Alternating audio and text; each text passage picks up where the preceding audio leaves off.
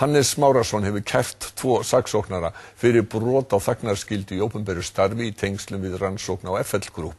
Saksóknari efnahagsbrota spyr hvort það sé eðlilegt að ákærendur þurfi að sitja undir slíkum ásökunum frá sakborningum efnahagsbrota. Stór kröfuhafi í FL Group óskaði í mars eftir gögnum hjá saksóknara efnahagsbrota í tengslu við rannsókn embættisins á viðskiptum FL Group með danska flugfélagi Sterling. Eftir að hafa ráðfært sig við ríkissaksóknara afhenti saksóknari efnahagsbrota gögnin. Viðskiptablaðið fjallaði stuttu síðar Sterling-fléttuna sem byggði að hluta til á umræddum gögnum. Hannes Smárason, fyrrverandi forstjóri FL Group og eigandi félagsins, hefur kært saksóknarana 2 fyrir brot á þagnarskyldu í opinberu starfi sökum þessa. Meint brot geta varðað við allt að 2 ára fangelsi. Þetta er sjálfsögðu ekkert nýtt, við höfum séð þetta hjá sakborningum í efnahagsbrotamálum lengi.